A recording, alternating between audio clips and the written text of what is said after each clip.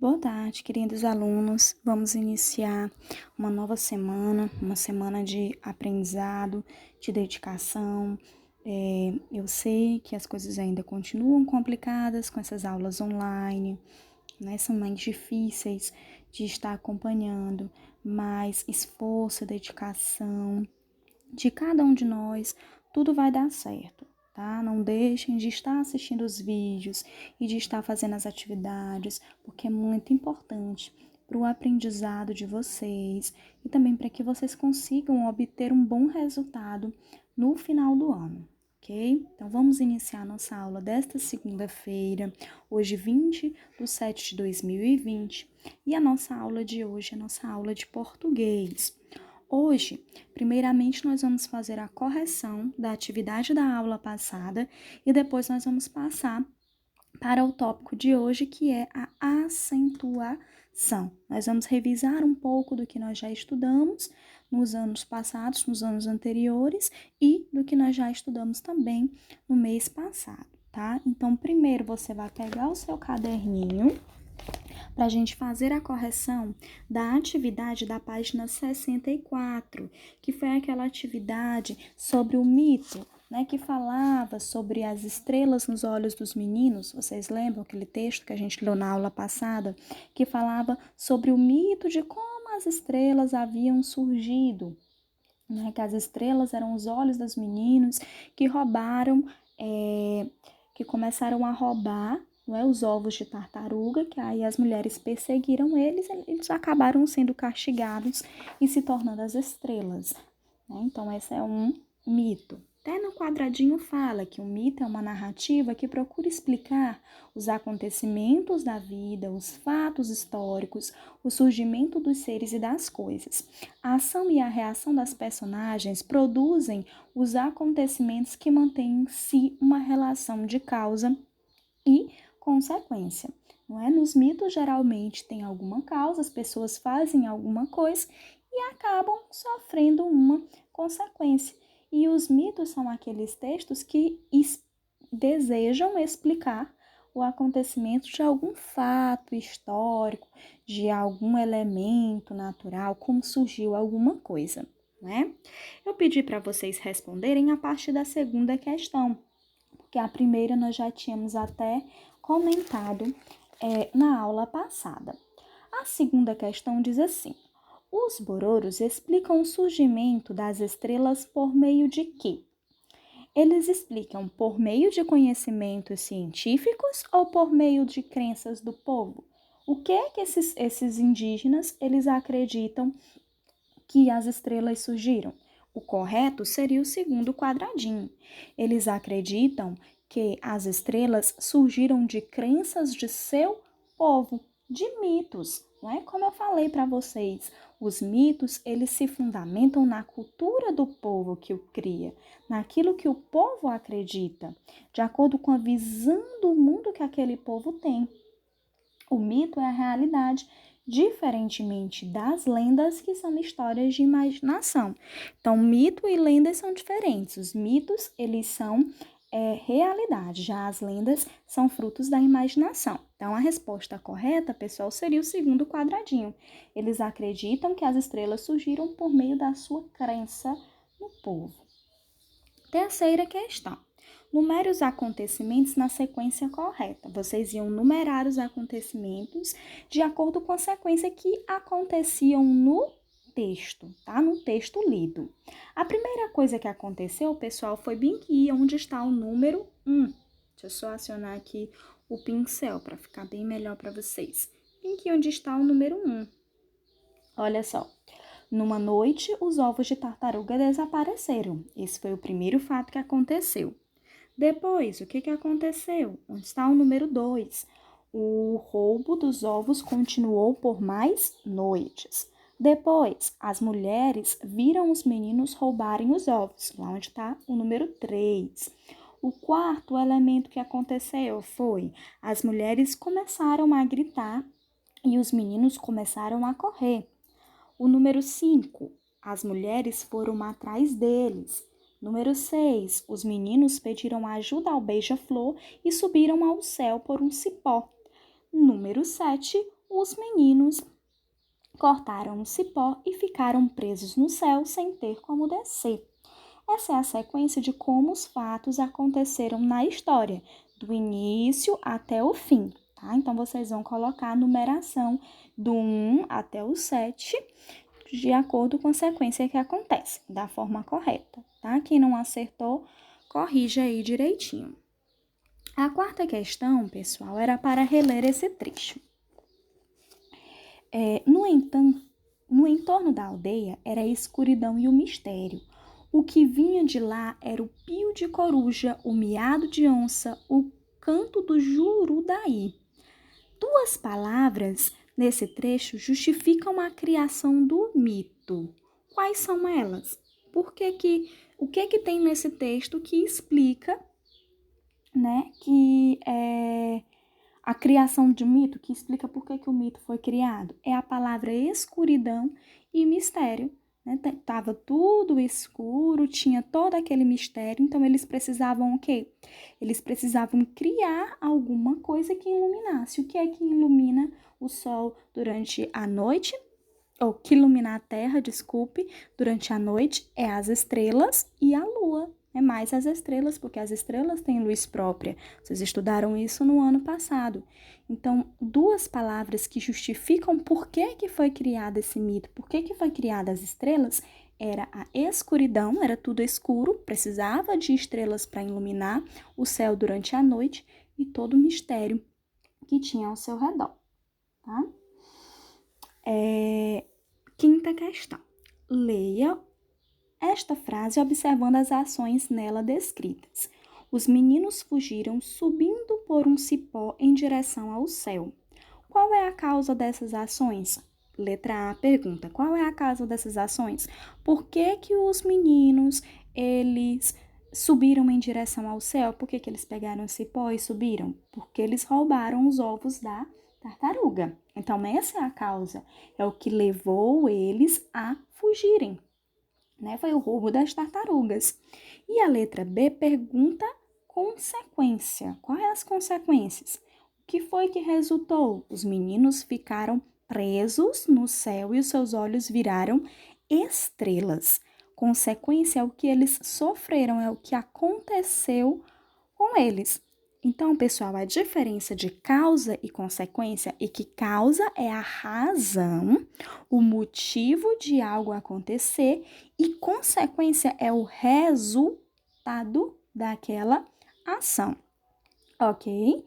Se vocês não acertaram, apaguem e façam a resposta correta. Na sexta dizia, nesse trecho, o que significa a expressão tirar limpo, a limpo? Marque a alternativa correta. Algumas noites depois, o roubo aconteceu de novo e as mulheres resolveram tirar a limpo essa situação de sumiços estranhos. Tirar a limpo significa esclarecer, limpar ou retirar. Elas foram tirar a limpo esses sumiços. Elas foram o quê? Foram esclarecer, procurar saber por que estava acontecendo aquele sumiço. Né? Muitas vezes a gente usa essa expressão tirar a limpo para esclarecer. Não é? Às vezes, pronto, surgiu ali uma história de que fulano estava falando de você. Aí você vai lá, pois eu vou lá tirar essa história a limpo. Você vai o quê? Esclarecer. Saber se realmente isso estava acontecendo, se era verdade. Sétima questão. Circule a palavra que tem sentido semelhante ao uso da palavra destacada. Escondidas atrás de uns arbustos, elas observaram os meninos roubarem os ovos e saíram sorrateiramente para o mato. Então, você ia circular uma palavra que tem um sentido semelhante a sorrateiramente. Sorrateiramente, o que é isso, professor? O que é sorrateiramente? Sorrateiramente é devagar, é cautelosamente, é sem que ninguém perceba. Então, nesse caso, nessa frase, uma palavra que vai ter o mesmo sentido é escondidas. Vocês iam circular lá a palavra escondidas, porque sorrateiramente é devagar, é cautelosamente, é sem que ninguém perceber, é escondido, tá? Então, esse seria o significado e essa seria uma palavra que vocês iriam circular. Por que as personagens agiram assim? Por que que as mulheres, elas agiram dessa maneira? Elas foram escondidas, observando os meninos? Porque os meninos, eles estavam fazendo algo errado, né? E as mães, as mulheres, queriam se certificar o que era que eles estavam fazendo. Elas queriam saber o que era realmente que estava acontecendo. Então, as mães, elas precisavam se certificar do que os meninos faziam. Então, elas foram só observar ali para saber o que estava acontecendo, para depois tomar alguma atitude. Ok, pessoal? Entenderam? Todo mundo acertou, né? Só lembrando para vocês, pessoal, que nos textos, como eu falei para vocês, nas narrativas, geralmente tem a situação inicial, né? Um fato inicial. Que foi o fato inicial na história? O sumiço dos ovos de tartaruga. Esse foi o fato inicial, o que deu origem à história. Também nas narrativas nós temos os conflitos, que é o problema da história. Qual era o problema dessa história que nós lemos e fizemos a atividade? Era o roubo dos ovos das tartarugas. Os meninos estavam roubando os ovos de tartaruga. E nós temos um desfecho, um final, uma solução. E qual foi a solução? A solução foi que os meninos se tornaram estrelas, né? Os seus olhos viraram estrelas. Então, observem sempre nos textos que vocês forem realizar a leitura, que sempre vai ter a situação inicial, um problema e um desfecho, um final para aquele problema, para aquela situação. Agora vamos para a nossa aula de hoje. Pessoal, na nossa aula de hoje, nós vamos estudar um pouco sobre a acentuação, relembrar um pouco o que nós estudamos sobre as sílabas tônicas, não é?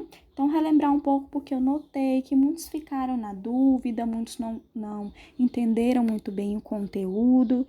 Então, é sempre bom a gente estar reforçando, tá? Todo mundo já deve ter estudado lá no primeiro, lá no segundo, lá no terceiro ano, e nós vimos aqui também que as palavras elas possuem uma sílaba tônica, que a sílaba tônica é aquela sílaba que é pronunciada com mais força, com mais intensidade, né? Só que, pessoal, vamos relembrar um pouco do que vocês estudaram nos anos passados. Nem sempre muitas vezes, quer dizer, em alguns casos, as sílabas tônicas, elas aparecem acentuadas. É usado um acentozinho e aquele acento gráfico, ele vai indicar a sílaba tônica. Ele é usado para marcar que aquela sílaba é a sílaba mais forte. O que é sílaba mesmo, professora, que eu não lembro? Sílaba é cada pedacinho das palavras. As palavras são formadas por pedaços e esses pedaços são as sílabas. Aí existe, pessoal, dois acentos gráficos que aparecem em algumas palavras para indicar a sílaba tônica, a sílaba mais forte dessas palavras, que é o acento agudo e o acento circunflexo, que todos vocês já conhecem porque já estudaram. O acento agudo, ele marca as vogais abertas, A, E, O, e as vogais fechadas, I e U. Então, o acento agudo, pessoal, é aquele acento que ele é usado para marcar um som mais aberto, né? Uma som mais aberto. Olha só, avó, eu abro mais a boca quando eu falo avó. Pé. Deixa eu ver outro exemplo aqui. Médico. Olha só, eu abro mais a boca. Então, o acento agudo, ele vai marcar um som mais aberto.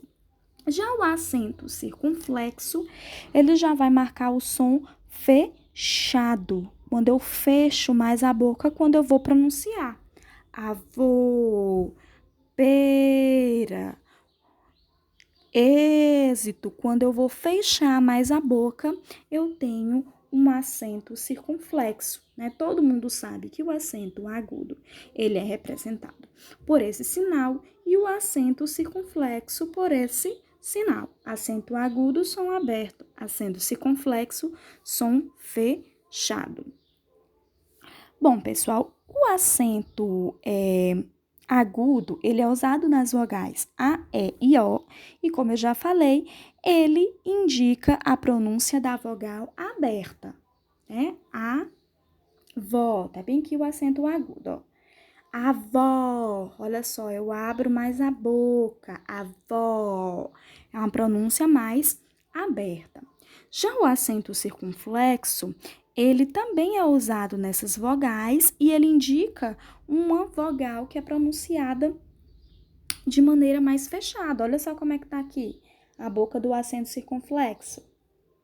Ela tá fechada, avô, pronunciem aí.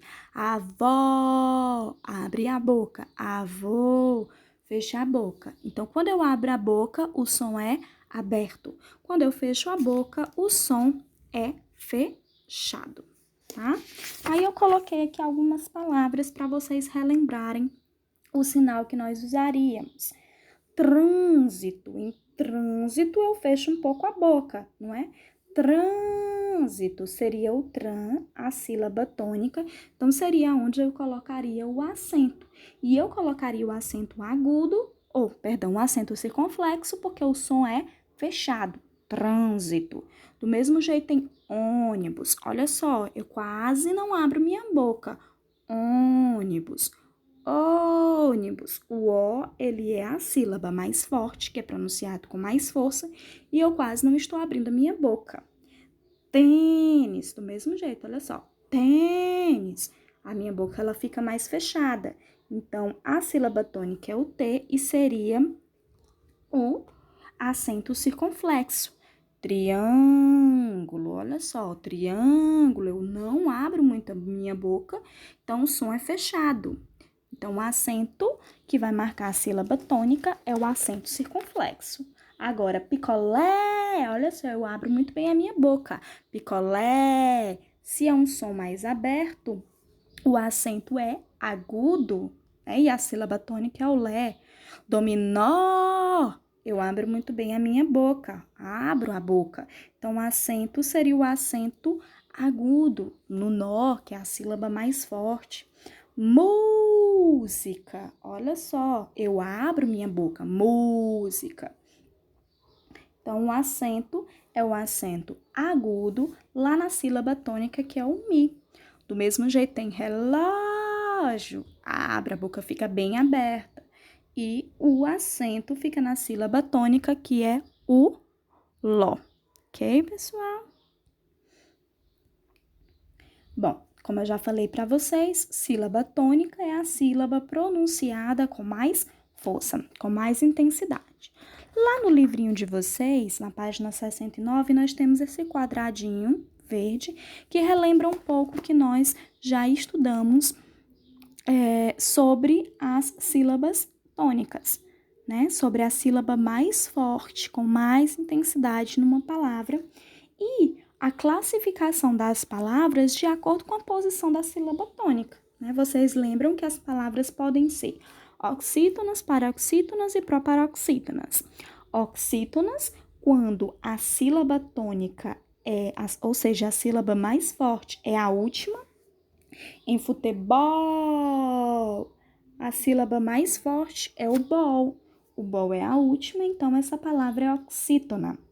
A palavra ela é paroxítona quando a sílaba tônica, a sílaba mais forte, é a penúltima.